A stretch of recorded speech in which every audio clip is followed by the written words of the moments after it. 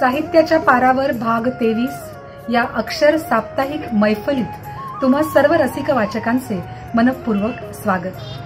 कार्यक्रमाला सुरुवात करण्यापूर्वी एक सूचना आपल्याला देऊन ठेवते।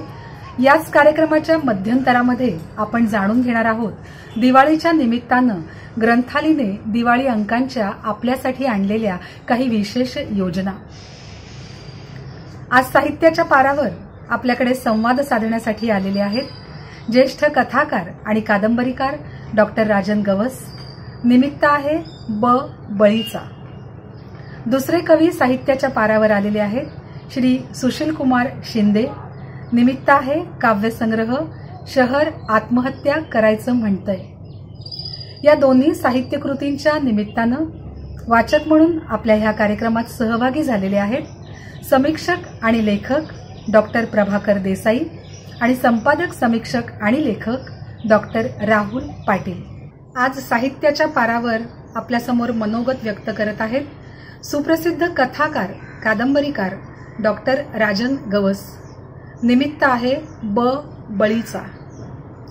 बळीचा या कादंबरीला अनेक आरंभ असले तरी सुद्धा एकच एक शेवट या कादंबरीमध्ये नाही। रचनाबंधाच्या दृष्टिकोनातून सुद्धा डॉक्टर गवस यांनी यामध्ये एक आगळा वेगळा प्रयोग केलेला आहे। ही कादंबरी खरं तर झपाट्याने विस्थापित होणाऱ्या कृषी संस्कृतीवर आधारित आहे। डॉक्टर गवस यांनी अशा आशयघन सशक्त आणि सामाजिक विषयाला वाचा फोडणाऱ्या अनेक कादंबऱ्या लिहिलेल्या आहेत। भंडारभोग आणि चौंडक या त्यांच्या जोगतिणी आणि जोगते देवदासी यांच्यावर आधारित असलेल्या दोन कादंबऱ्या। या दोन्ही कादंबऱ्यांवर आधारित बहुचर्चित राष्ट्रीय पारितोषिक विजेता चित्रपट म्हणजे अर्थातच जोगवा। याशिवाय कळप धिंगाणा तणकट या त्यांच्या कादंबऱ्या प्रसिद्ध आहेत। रिवणावायली मुंगी आपण माणसात जमा नाही हे त्यांचे कथासंग्रह, काचा कवड्या कैफियत हे त्यांचे ललित संग्रह। याचबरोबरीने अनेक समीक्षात्मक ग्रंथ संशोधनपर लेख त्यांनी लिहिलेले आहेत। साहित्याशी संबंधित अनेक प्रतिष्ठित संस्थांमध्ये सदस्य म्हणून त्यांनी काम केलेलं आहे। त्यापैकी विशेष उल्लेखनीय संस्था म्हणजे साहित्य अकादमी आणि बोर्ड ऑफ स्टडीज मॉरिशस। त्यांच्या साहित्य कृतींना वेगवेगळ्या पुरस्कारांनी सन्मानित केलेलं आहे। तणकट या त्यांच्या कादंबरीला साहित्य अकादमीचा पुरस्कार प्राप्त आहे। त्याचबरोबर अनंत लाभसेटवार प्रतिष्ठान, वि.स. खांडेकर पुरस्कार, साहित्य अकादमी पुरस्कार, महाराष्ट्र फाउंडेशनचे पुरस्कार, महाराष्ट्र राज्य शासनाचे उत्कृष्ट साहित्य निर्मितीचे पुरस्कार अशा अनेक पुरस्कारांनी ते सन्मानित आहेत।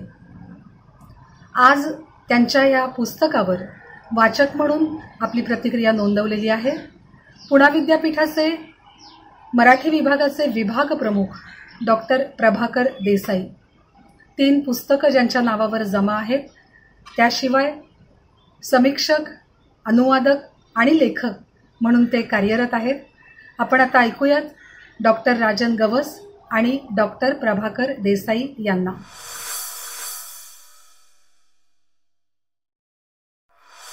नमस्कार। आज आपण बळीचा या कादंबरीविषयी बोलणार आहोत। बळीचा ही कादंबरी पॉप्युलर प्रकाशननं प्रकाशित केलेली आहे। या कादंबरीविषयी बोलत असताना एवढंच म्हणता येईल की मी ज्या शेतकरी कुटुंबात जन्माला आलो आणि शेतीविषयक सतत विचार करत राहिलो, आजही तो करतो आहे, त्या साऱ्या चिंतनातून जे काही मला वाटलं त्यातून ही कादंबरी आकाराला आलेली आहे। शेतकऱ्याविषयी खूप बोललं जातं, खूप लिहिलं गेलेलं आहे। कोणी शेतीतील एकूण समस्येविषयी लिहितं, कोणी शेतीतील पिकांच्या हमीभावाबद्दल बोलतो, कोणी शेतीविषयक कायद्यांविषयक बोलतो, कोणी शेतकऱ्याच्या परिस्थितीबद्दल हाल अपेष्टांबद्दल बोलत आलेला आहे। या प्रत्येक बोलणाऱ्याच्या मध्ये अशा प्रकारचा आविर्भाव असतो की शेतकरी मला समजलेला आहे। पण माझ्या आजपर्यंतच्या निरीक्षणातून मला समजलेली ही गोष्ट आहे की शेतकरी ही सहजासहजी करणारी गोष्ट नाही। म्हणजे संपूर्ण कृषीजन संस्कृती समजून घ्यायची असेल तर तिच्या समग्र परी आपल्या ध्यानात यावे लागते, पण त्या अद्याप कोणी शोधण्याचा प्रयत्न केलेला नाही।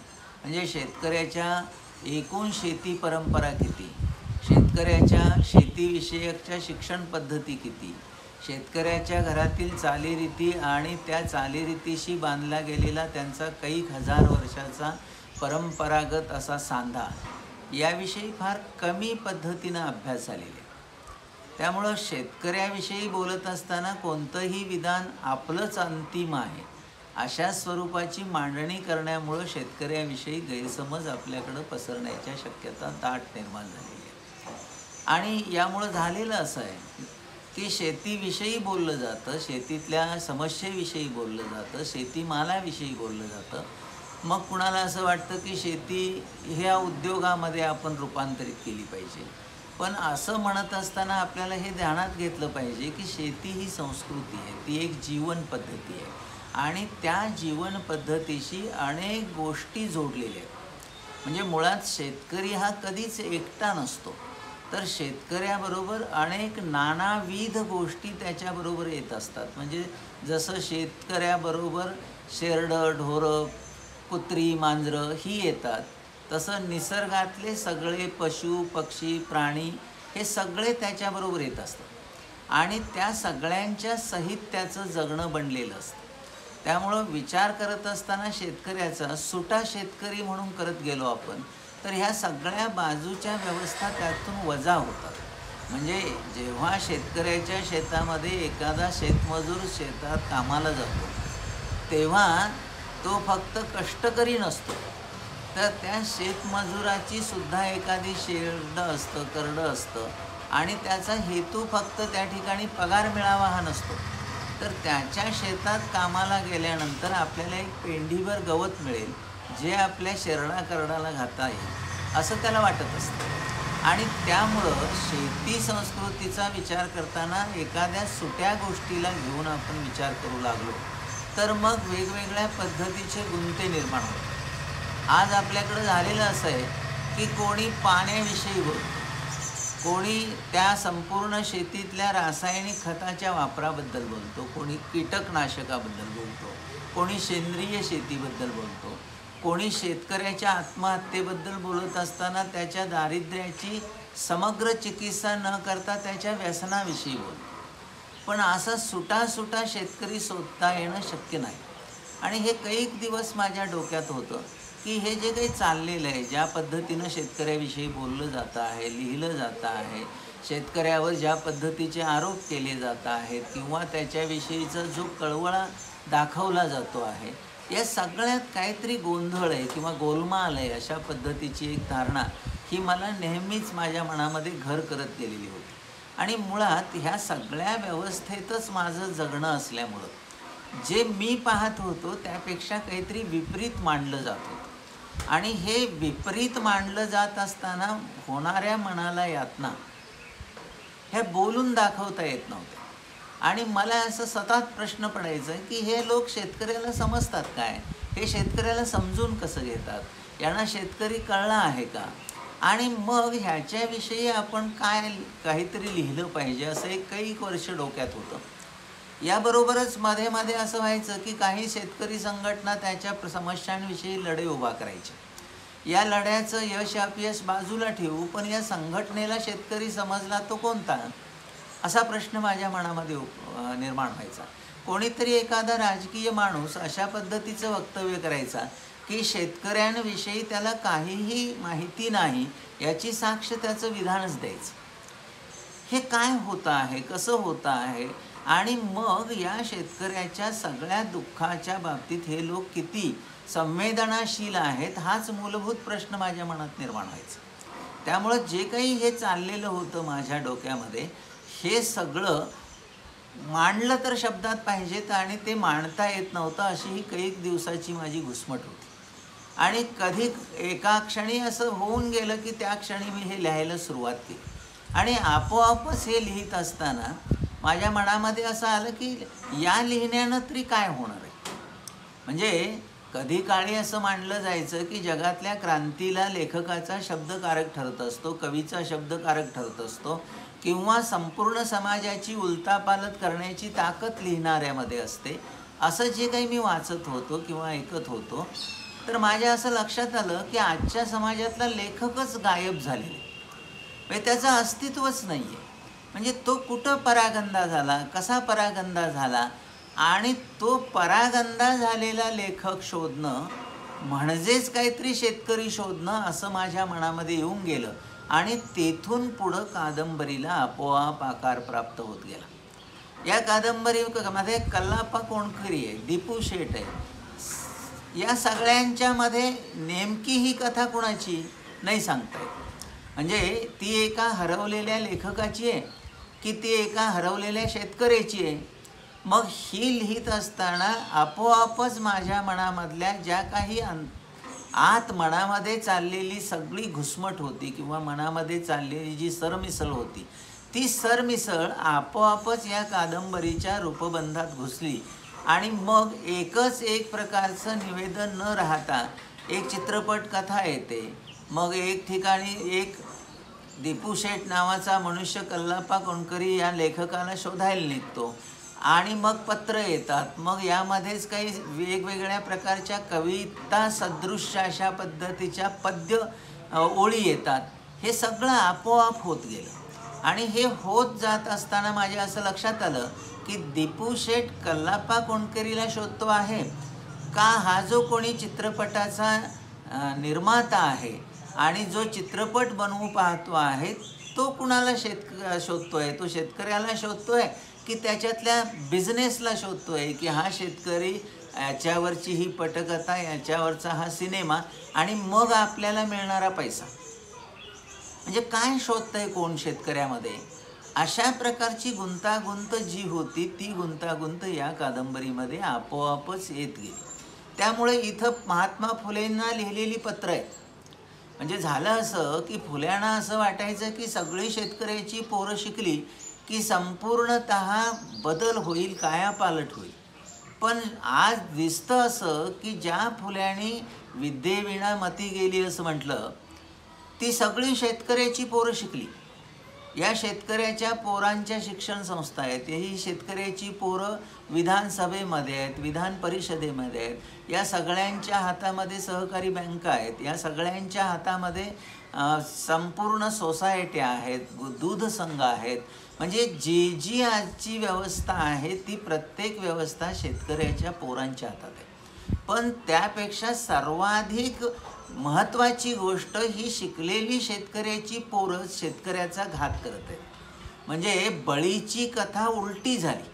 म्हणजे वामनानं बळीचा पाताळात वामनाला ढकललं अशी जी कथा आपण ऐकतो, आता ही बळीची पोरच बळीला पाताळात ढकलतायत की काय, असा प्रश्न निर्माण झाला. आणि त्या प्रश्नाचं उत्तर शोधण्यासाठीची ही संपूर्ण रचना या कादंबरीतून आकाराला आली. ही कादंबरी प्रसिद्ध झाल्यानंतर अनेकांनी भरभरून लिहिलं. म्हणजे मला त्या सगळ्यांचीच नावं नाही सांगता येणार, पण जाणकारांनी रमेश वरखेडेंचा लेख अतिशय काळजीपूर्वक वाचावा की ज्यामधून मला जे म्हणायचं होतं त्यातल्या बऱ्याच गोष्टी वरखेडेंनी या लेखामध्ये लिहिलेल्या आहेत. आजवर या कादंबरीचं अतिशय चांगल्या पद्धतीचं स्वागत झालं. आपणही ही कादंबरी मिळवाल, वाचाल आणि आपल्या मनातली प्रतिक्रिया मला कळवाल अशी आशा आहे. धन्यवाद. दिवाळी अगदी तोंडावर आली आहे आणि तुम्हा आम्हा सगळ्यांना दिवाळीचे वेध लागलेले आहेत. दिवाळी अंक हे महाराष्ट्राचं वैशिष्ट्य, किंबहुना ते महाराष्ट्राचं सांस्कृतिक आणि साहित्यिक संचित आहे. यंदा करोनाच्या पार्श्वभूमीवर दिवाळी अंक छापले जातील का? जरी छापले गेले तरी त्यांना आर्थिक पाठबळ उपलब्ध होईल का? आणि जर दिवाळी अंक छापले तर त्यांच्या वितरणाचं काय? अशा प्रकारचे सगळे प्रश्न हे आम्हाला सुद्धा भेडसावत होते. महाराष्ट्राची ही संपन्न परंपरा खंडित होऊ नये म्हणून आमची साहित्यिक बांधिलकी जपत ग्रंथालयानं वाचकांसाठी एक अभिनव योजना आणलेली आहे. या योजनेअंतर्गत एकूण 5 दिवाळी अंक आपल्याला देण्यात येणार आहेत. हे अंक आहेत ऋतुरंग, अंतर्नाद, मौज, पद्मगंधा आणि आमचा शब्दरुची हा अंक. अर्थात हे अंक हार्ड कॉपी स्वरूपात आपल्याला थेट आपल्या घरपोच पोचवले जातील कुरिअरच्या माध्यमातून. ही केवळ एवढीच योजना नाहीये. या योजनेअंतर्गत आपल्याला आम्ही स्टोरी टेलचं 3 महिन्यासाठीचं कार्ड देणार आहोत. या 3 महिन्यांच्या अंतर्गत किंवा या 3 महिन्यांच्या कालावधीमध्ये आपण आपल्याला हव्या त्या साहित्यकृतीचा आस्वाद ऐकू शकता। याशिवाय आणखीन एक वेगळी अभिनय दिवाळी पहाट आम्ही आपल्यापुढे सादर करणार आहोत। डिजिटल स्वरूपात सादर होणारी गगन सदन तेजोमय ही दिवाळी पहाट पाहण्यासाठी आम्ही आपल्याला एक कोड कार्ड देणार आहोत। एकदाच वापरता येणारं हे कोड कार्ड वापरून जी व्यक्ती या योजनेमध्ये सहभागी झालेली आहे त्यांना या दिवाळी पहाटचा आनंद घेता येईल।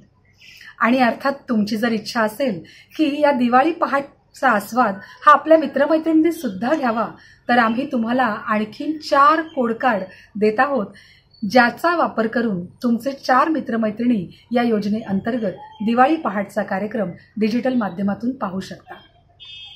छापील अंकांच्या प्रती या मर्यादित असल्यामुळे उशिरा नोंदणी केलेल्या लोकांसाठी आम्हाला ही योजना राबवता येणार नाही। त्यामुळे त्वरा करा आणि पुढील संपर्क क्रमांकावर आमच्याशी संवाद साधा। पहिला क्रमांक आहे लतिका भानुशाली 9322207878। दुसरा क्रमांक आहे धनश्री धारप 9223466860 आणि ग्रंथाली कार्यालयाचा संपर्क क्रमांक आहे 0222421650।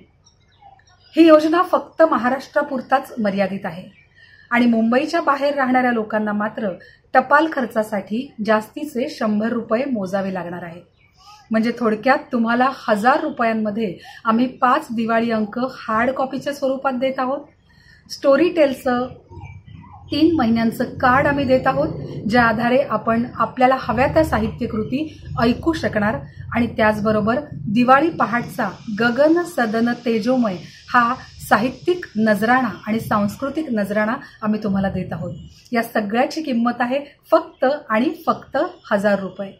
संपर्कासाठी पुन्हा एकदा क्रमांक सांगतेय 9322207878 9223466860 02224216050। जरूर आमच्या या योजनेचा आस्वाद घ्या। बळीचा ही कादंबरी कृषीजन संस्कृती जगणाऱ्या लेखकाचे आहे। राजन गवस हे माणसांच्या गल्लीत घर बांधून राहणारे लेखक आहेत। गवसांचे एकूण साहित्य हे कृषीजन संस्कृतीचा गोतावळा सर्व बारदानांसह मांडणार आहे। गवसांची कथात्मक दृष्टी अभिजनांचा चष्मा वापरत नाही, उलट ते अभिजनांच्या अशा चष्म्याची आणि डोळ्यांची तपासणी फेर तपासणी करते। बळीमध्ये ही तपासणी अधिक धारदार आहे। कृषी संस्कृतीतील सर्व आयुधांसह ती तपासणी धार पकडते।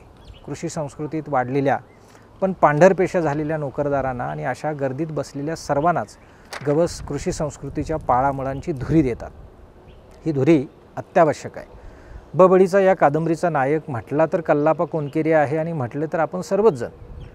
आपणही कधी काळी कल्लापा कोणकेरी होतो, पण आपले व्यवस्थीकरण झाले, आपण चतुर झालो आणि खरं म्हणजे आपण याच्यातनं आपली बाजू सोडून घेतली। कल्लापाचं तसं होत नाही, तो त्याचे सत्व टिकवतो। खरं तर या कादंबरीतील सर्वच लहान मोठ्या व्यक्तिरेखा आपल्या वागण्या बोलण्यातूनही स्वतःचं बिंब प्रतिबिंब वाचकालाच डोकावून पाहायला घशी पाडतात। कल्लापा कोणकेरी, दीपू शेठ, चित्रपट समितीतला आडव्याप्पा, झिंगारू दारूवाला, आबा नरसाळे, भिंगारकर, बुचड्या, दानवडे, दीपू शेठ किंवा कोणकेरीची बायको, या सर्वांचा अख्खा गोतावळाच खरं तर सुटेपणाने पाहता येत नाही। खरं तर हे सर्व सुटे नाहीतच, यांची जगणी अनेक प्रकारांनी एकमेकांना छेदतात। गावगाडा असाच असतो। कर्नाटक, महाराष्ट्र सीमाप्रांत आणि लगतच्या सुदीर प्रदेशातील गावं, तिथल्या भानगडी, शहरीकरणाची दृश्यरूपं आणि या सर्वात फसली जाणारी आणि फसवणारी माणसं इथं आहेत। हीच गोष्ट बळीचं केंद्र आहे। आपणच वामन झालो आहोत हे फुल्यांच्या मितकभंजनाचं परिमाण एकीकडं आणि दुसरीकडं आपल्या वैचारिक व ज्ञानपरंपरेतील फोलपणा किंवा अव्याप्तपणा असे दमायला लावणारं खूप या कादंबरीत आहे। दम लागणे हीच वाचक म्हणून निरोगीपणाची लक्षणे आहेत, त्यासाठीच तर ही कादंबरी वाचली पाहिजेत। खरे तर भाषा व वृत्ती व तरेवाईकपणाचे सर्वच नमुने एकमेकांमध्ये या कादंबरीत मिसळतात। पात्रांचं प्रथमपुरुषी निवेदन, डायरीतली पानं, नोंदी, चित्रपट संहितेतील दृश्य, पत्र असा कोलाज या कादंबरीत आहे। पण तो भ्रममूलक नाही, ॲब्सर्ड नाही. हा कोलाज आशयघन आहे, आशय संपन्न आहे. कृषी संस्कृतीत राहणाऱ्या, राबणाऱ्या, पिचलेल्या शेतकऱ्यांचा, कष्टकऱ्यांचा पोत या कोलाजात आहे. ही कोलाजी गुंतवळ म्हटली तर सोडवता येते, नाहीतर सोंग घेऊन आपल्याच लोकांचं शोषण करत ती वाढवता येते. हा गुंता उत्तरोत्तर अधिक प्रखर होत जातो या कादंबरीत. आयुष्यातला पहिला वाहिला काव्यसंग्रह आणि त्याला चक्क साहित्य अकादमीचा युवा पारितोषिक हा सन्मान प्राप्त होणं, हा भाग्योदय ज्यांच्या नशिबात होता ते कवी आहेत श्री सुशीलकुमार शिंदे. काव्यसंग्रह आहे शहर आत्महत्या करायचं म्हणतंय. मुंबई, कलकत्ता, मद्रास यांसारखी बकाल आणि मृत होत जाणारी शहरं, या शहरांमध्ये 3 भागांमध्ये विभागला गेलेला समाज, एकतर टोलेजंग इमारतींमध्ये उतू जाणारी श्रीमंती, बस आणि ट्रेनच्या दांड्याला लोंबकळत जीवन प्रवास करणारा मध्यमवर्गीय समाज, आणि झोपडपट्ट्या आणि रेल्वेच्या वळचणीला कसंबसं जीवन जगणारा एक उपेक्षित समाज. हे भयान वास्तव सुशीलकुमार शिंदे यांच्या संवेदनशील मनाने टिपलं आणि आकाराला आलेला काव्यसंग्रह म्हणजे शहर आत्महत्या करायचं म्हणतंय. या काव्यसंग्रहाच्या निमित्ताने सुशीलकुमार शिंदे आपल्या पुढे व्यक्त होत आहेत. कृषी व्यवस्थापन या क्षेत्रातली पदवी आणि पदव्युत्तर पदवी त्यांनी प्राप्त केलेली आहे. गोदरेज समूहात मार्केटिंग कम्युनिकेशनमध्ये ते जवळजवळ 6 वर्ष व्यवस्थापक म्हणून काम करत होते. ड्यू डेलिजन्स पीपल परसेप्शन या संदर्भात काम करणारी द ट्रेलेमा नावाची संस्था आहे, त्यात सध्या ते कार्यरत आहेत. आणि त्यांच्या या काव्यसंग्रहावर आपलं मनोगत आणि आपली प्रतिक्रिया व्यक्त करत आहेत डॉक्टर राहुल पाटील. भोवताल हा त्यांचा लेखसंग्रह. पुणे विद्यापीठाच्या सुवर्ण पदकाचे ते मानकरी आणि त्याचबरोबर समीक्षक आणि संपादक या भूमिकेमधून नेहमी वावरतात. आता आपण ऐकूयात सुशीलकुमार शिंदे आणि डॉक्टर राहुल पाटील यांना.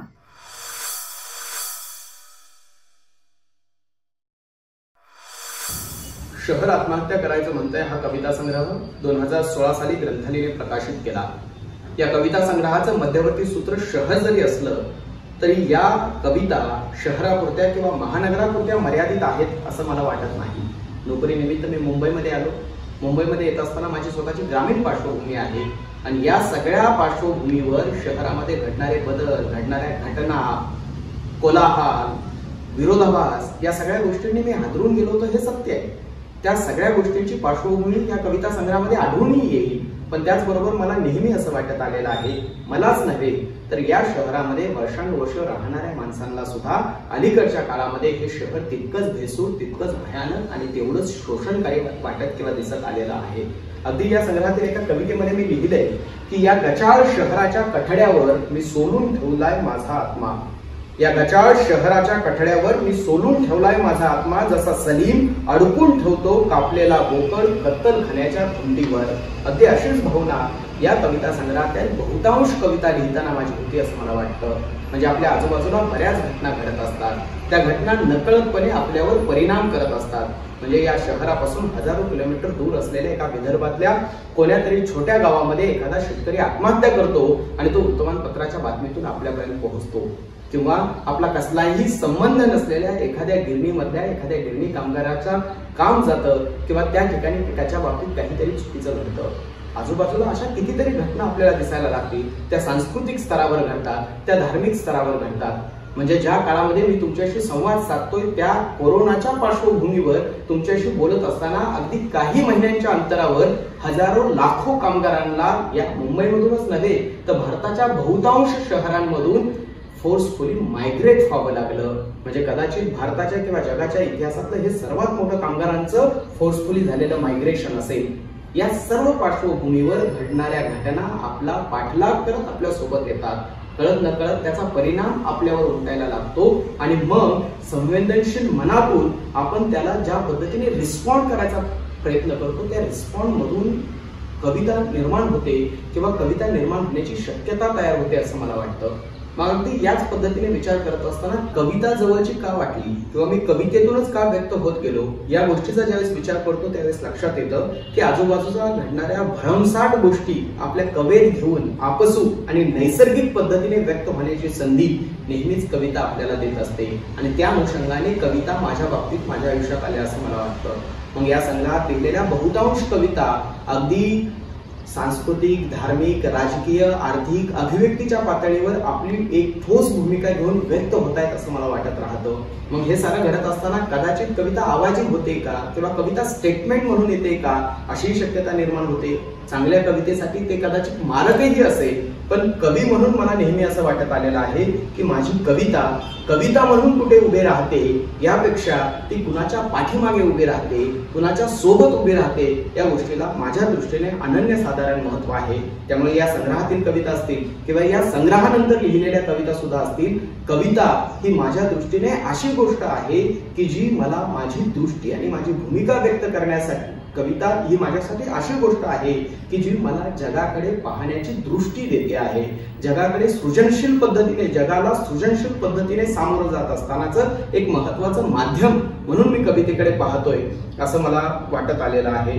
हाताला काम देणारं, रोजीरोटी देणारं, स्वप्न दाखवणारं हे शहर आपल्या स्वतःच्या पोटामध्ये मात्र पराकोटीचं राक्षसीकरण घेऊन जगतंय असं मला का वाटलं, या गोष्टीचा ज्यावेळेस मी विचार करतो त्यावेळेस लक्षात येतं की कूस बदलणारी शहर नावाची कविता या संग्रहामध्ये आहे. कूस बदलणारी शहर पटापट बदलत गेली, साथीच्या रोगाची लागण व्हावी तशी. कूस बदलणारी शहर पटापट बदलत गेली, साथीच्या रोगाची लागण व्हावी तशी. बदलत राहिले नकाशे आणि आत्म्याने टाकून द्यावी कात, पण थोडाही बदलू नये गुणधर्म, तशी अजून विषारी होत गेली शहर. मातीलाही माती गिळण्याची लागावी भूक, तशीच माणसं माणसाला लुटत राहिली, मारत राहिली, गिळत राहिली. किती सहज शहरांचं जंगलात रूपांतर झालं. हे शहराचं जंगलात रूपांतर होणं नेमकेपणाने या बहुतांश कवितामध्ये येतंय असं मला वाटतं. मुळात आपण आजूबाजूच्या परिवेशाकडे बघत असताना ही शोषणकारी, दमनकारी व्यवस्था जी आहे ती कालानुरूप अधिक विकृत होत चाललेली आहे हे लक्षात येतं.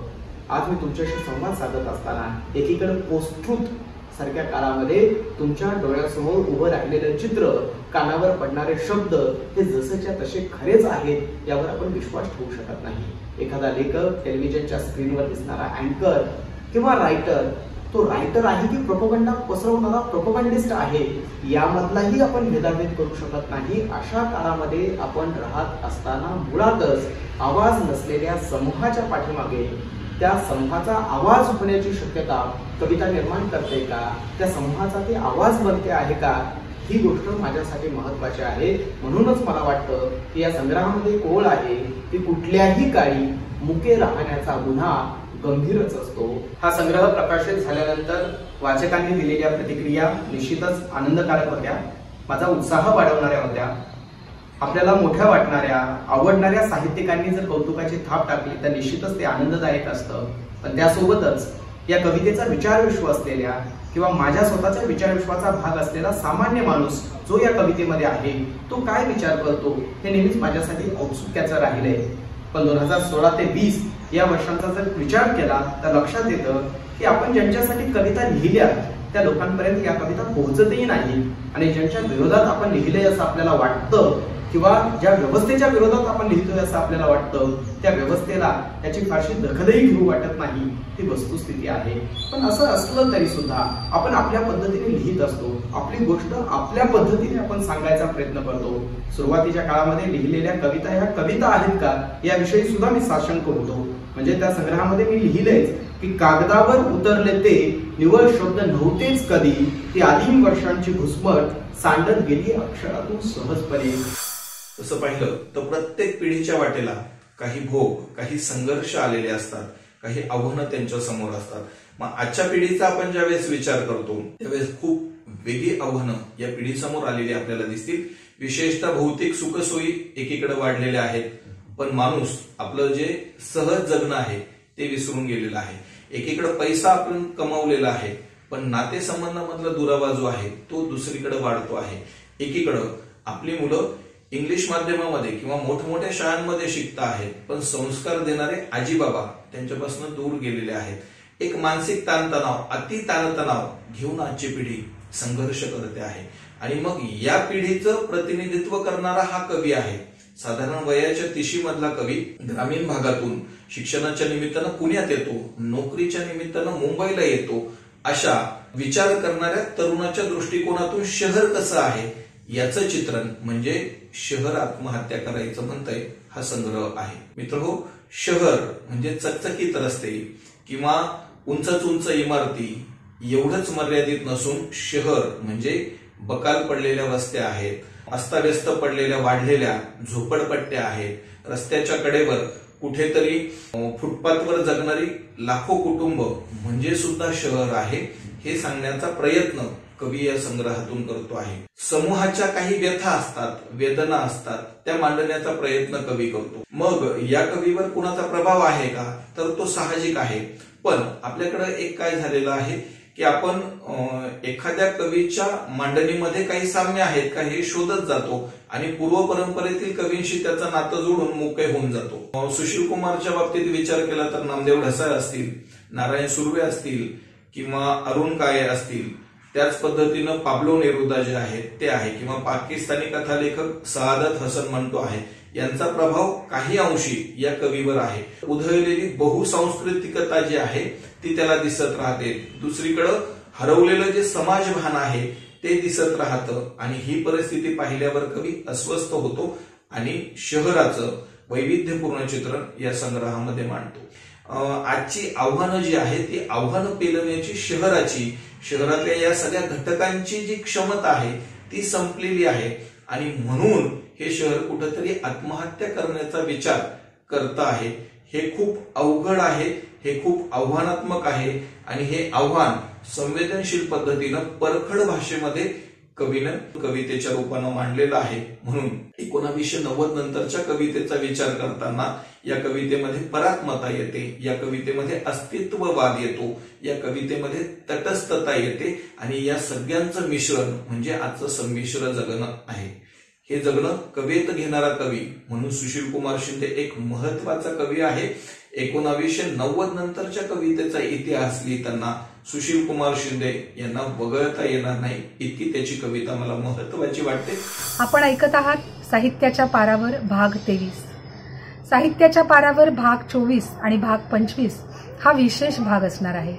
या अंतर्गत दिवाळी अंकांचे चित्रकार आणि दिवाळी अंकांचे संपादक मुलाखतीच्या माध्यमातून आपल्याशी संवाद साधतील. 24व्या भागामध्ये सहभागी होणारे चित्रकार आहेत विवेक रानडे, पुंडलिक वझे, विजयराज बोधनकर, प्रदीप म्हापसेकर, रवी मुकुल, शिरीष घाटे आणि सतीश भावसार. 25व्या भागामध्ये सहभागी होणारे संपादक आहेत अंतर्नाथचे श्री भानू काळे, शब्दालयाच्या श्रीमती सुमती लांडे, दीपावलीचे श्री अशोक कोठावळे, ऋतुरंगचे श्री अरुण शेवते, पद्मगंधाचे श्री अरुण जाखडे, मौजच्या संपादिका श्रीमती मोनिका गजेंद्र गडकर आणि शब्दरुचीचे संपादक आल्हाद गोडबोले या सर्वांबरोबर मुलाखतीच्या माध्यमातून दिवाळी अंकांचे अंतरंग आपल्यापुढे उलगडले जाणार आहे. 25 डिसेंबर म्हणजे ग्रंथालयाचा वाचक दिन. यंदा डिसेंबरमध्ये 5, 24 आणि 25 अशा 3 दिवसांमध्ये आम्ही वाचक दिन साजरा करत आहोत. नेहमीप्रमाणे याच्यामध्ये प्रकाशन सोहळा तर असेलच, अभिवाचन स्पर्धा या गेल्या काही वर्षांपासून आम्ही सुरू केलेल्या आहेत, त्याचाही अंतर्भाव वाचक दिनामध्ये अर्थातच आहे. याशिवाय जोडीला विज्ञान कथांचं वाचन काही मान्यवरांच्या अभिवाचनातून आपण ऐकणार आहोत. त्याचबरोबर शिल्पनिर्मिती हा एक विशेष कार्यक्रम वाचक दिनी आम्ही सादर करणार आहोत. आमचा डिसेंबरचा अंक जो आहे तो वाचक विशेषांक आहे आणि त्याचं संपादन करत आहेत नरेंद्र लांजेवार. आमच्या ह्या दिवाळी योजनेमध्ये सहभागी होणारे जे सदस्य आहेत त्यांना आमच्या FBच्या डिजिटल पोर्टलवर काही वेगळे उपक्रम हे आम्ही देणार आहोत. काही कथाकथनांचे कार्यक्रम, काव्य मैफिलींचे कार्यक्रम, त्याचबरोबर गायन आणि तालवाद्यांचे कार्यक्रम आणि शिवाय प्रवास वर्णन आणि साहित्याच्या माध्यमातून होणारे काही कार्यक्रम हे आपण डिजिटल स्वरूपात आमच्या ग्रंथालयाच्या FB पोर्टलवर आणि वैभव महाराष्ट्राच्या या YouTube चॅनलवर आपण पाहू शकणार आहोत.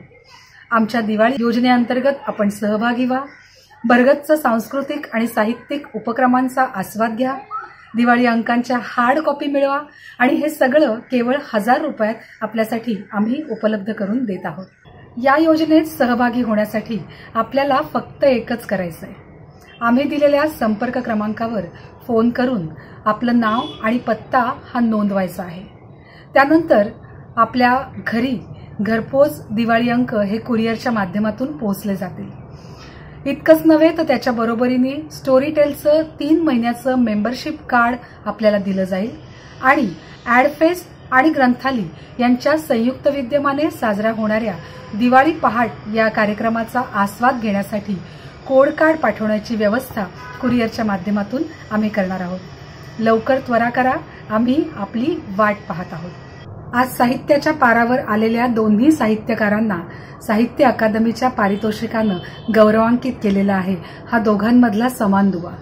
डॉक्टर राजन गवस आणि सुशील कुमार शिंदे यांनी अत्यंत मनमोकळेपणाने आपली साहित्य निर्मितीची प्रक्रिया आपल्यासमोर मांडली. प्रभाकर देसाई आणि राहुल पाटील यांनी वाचक म्हणून अगदी मोकळेपणाने आपली प्रतिक्रिया नोंदवली. त्याबद्दल मी त्या दोघांचेही मनापासून आभार मानते. ग्रंथाली वॉच या आमच्या FB पोर्टलवर आणि वैभव महाराष्ट्राचे या YouTube चॅनलवर तुम्ही साहित्याच्या पारावरचे सगळे कार्यक्रम पाहू शकता. साहित्याच्या पारावरचा 24वा भाग आणि 25वा भाग हा दिवाळी अंकाचे संपादक आणि दिवाळी अंकांच्या मुखपृष्ठाचे चित्रकार यांना समर्पित केलेला आहे. त्यामुळे हा भाग पाहायला विसरू नका.